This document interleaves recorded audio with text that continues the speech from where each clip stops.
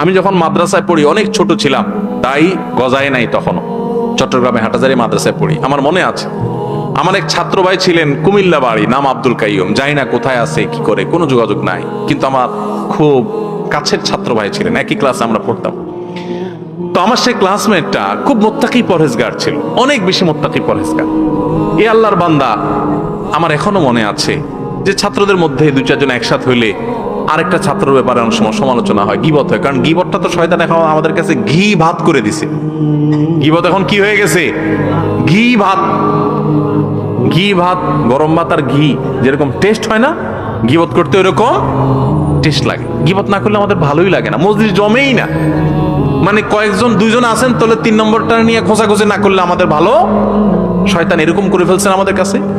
তো আমাদের মধ্যে কখনো কোনো বন্ধুকে নিয়ে, কোনো ক্লাসমেটকে নিয়ে, কোনো টিচারকে নিয়ে, কোনো স্টাফকে নিয়ে বা কাউকে নিয়ে যদি সমালোচনা হতো, আমি প্রায় সময় দেখতাম যে আমার সে ছাত্র ভাই, আমার সে ক্লাসমেট ভাই আব্দুল কাইয়ুম ভাই, উনি ওই মজলিসেই স্টেট প্রতিবাদ করতেন। বন্ধু বান্ধব বলতেন, দেখেন আপনারা মানুষের পেছনে সমালোচনা বন্ধ করেন, না হলে আমি উঠে যাব। বন্ধ যদি করতো তো ভালো, না করলে সে কানে হাত দিয়ে উঠে চলে যেত, এবং প্রায় দিন এই কাজটা করত। তখন আমার মধ্যে এক ধরনের প্রেরণা জাগ্রত হতো যে মাশাআল্লাহ, হারাম থেকে বাঁচার জন্য কত চেষ্টা। তো যে ভাই প্রশ্ন করেছেন, এবং যারা অনেকে, গীবত করা যেরকম গুনাহ, গীবত শোনাটাও গুনাহ। এই জন্য যে মজলিসে থাকবেন, গীবত শুরু হলে সেখান থেকে সরে যাবেন।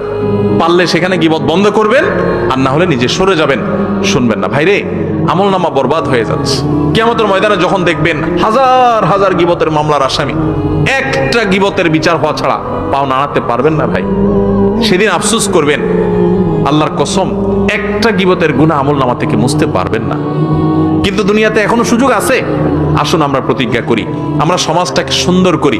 আমরা কোনো মানুষের পেছনে সমালোচনা করব না, সমালোচনা শুনবো না। আল্লাহ আমাদের সবাইকে তৌফিক দান করুন।